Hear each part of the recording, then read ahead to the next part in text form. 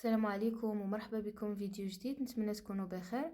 وصفتنا اليوم غادي تكون لي شنيك بطريقه اللي سهله ومبسطه، كتعطينا واحد النتيجه كيجيو بهذا الشكل هذا، خفافين بزاف ورطبين ومقطنين، واكيد راه المذاق تيكون حاضر.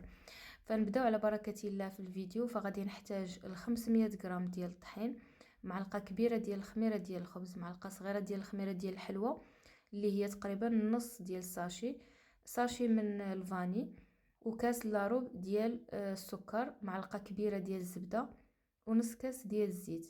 بالنسبه للبيضه غادي ناخذ صفار نخليه حتى ندهن به الوجه ديالهم، والبيض كنديرو مع العجينه. كاس ديال الماء، يمكن لينا نعوضوه بكاس ديال الحليب، والقبيصه ديال الملحه. كندير كلشي كيتطحن او عفوا كيتعجن اولا كيتدلك مزيان حتى كنحصلوا على واحد العجينه بهذا الشكل هذا. كنغطيها وكنخليها حتى كترتاح مزيان مزيان، ماشي مكان اللي كيكون دافي بطبيعه الحال. ضروري في هذه المرحله هذه ما كتخمر العجينه مزيان في اي معجنه باش كنحصلوا من بعد على نتيجه مزيانه. كتولي بهذا الشكل هذا، كيتضاعف الحجم ديالها. كنديغازيها، كنخرج من هذاك الهواء وكنسرحها، تنقسمها على جوج باش كتسهل عليا الخدمه. كنحصل على جوج كرات بهذا الشكل هذا. غادي نسرح الكره الاولى، كنحاول انني نعطيها واحد الشكل اولا واحد الحجم اللي مستطيل بهذا الشكل هذا. ومن بعد غادي نجيب الزبده اللي كانت في المجمد اللي كتكون قاصحه. بالنسبه لهاد الزبده اللي استعملت ماشي ديال التوريق وانما ديال الماكله. انا الغرض عندي صراحه ما يجيوش مورقين بزاف قد ما انهم يجيو بنان ويجي فيهم داك المذاق ديال الزبده اللي تنقولوا عليها حنا في المغرب الزبده ديال العبار. كتعطي واحد المذاق خطير لهاد المعجنات هادو. وهنايا كنسد عليهم يعني على 3، كندير واحد الظرف على 3 بهذا الشكل هذا. وكنرجع كنسرح العجينه ديالي.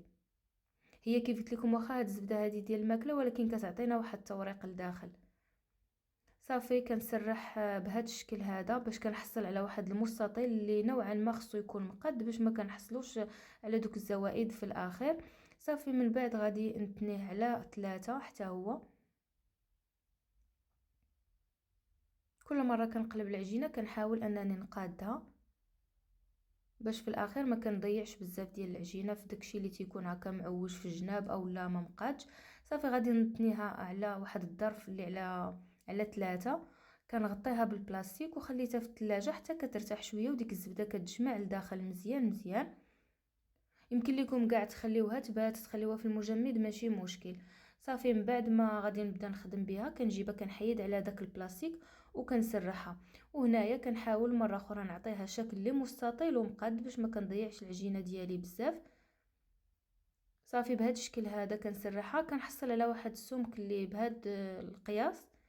غادي نجيب لا كريم باتيسير، انا كنستعمل جاهزه حتى هي كتجي زوينه. صافي كندير واحد الكميه منها وسط العجينه بهذا الشكل هذا وكنسرحها. ما كنحاول ما نوصلهاش حتى الجوانب في الاخر.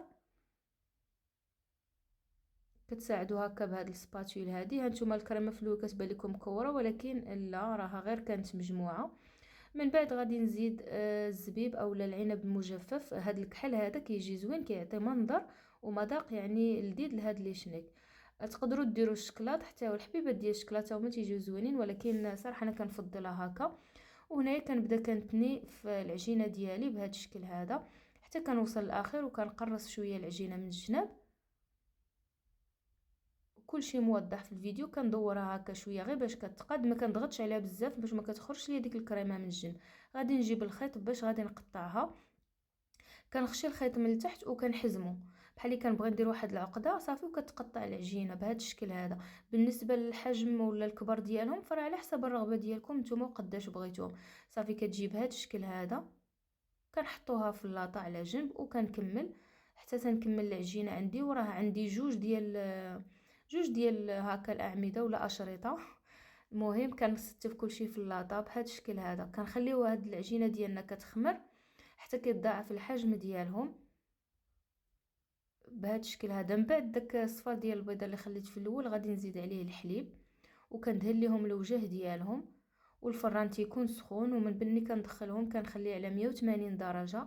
الفران ديال الغاز حتى هو تيكون سخون، والنار اللي كتكون متوسطه يعني كيطيبوا على خاطرهم حتى كيتحمروا وكيتقرمشوا على خاطرهم. هنايا البيضه، علاش درت البياض ديال البيض؟ لانه كنت غادي نستعمل الصفر، اما الا كنتو غتستعملوها كامله فما كديروش كاع البيض في هذه الوصفه هذه. من بعد ما كيتحمروا لنا لي شنيك كيجيو على هذا الشكل هذا، تنخليوهم كيدفاو شويه. انا دهنتهم بالعسل وزينتهم بالكوك، يمكن لكم ديروا لهم الناباج ولا الكونفيتور حتى هو تيجي زوين. كيف كيمكن لكم تخليوهم غير هكاك، يعني غير حنا ولفنا لي شنيك اللي كنوجدوا في الدار كندهنوهم، كنزينوهم بالكوك اولا باللوز ايفيلي، فكيجيو على هذا الشكل هذا لذاذين ومقطنين صراحه وخفاف. الى عجبتكم الوصفه ديال اليوم ما تنساوش لايك والبارطاج مع الاصدقاء ديالكم. السلام عليكم.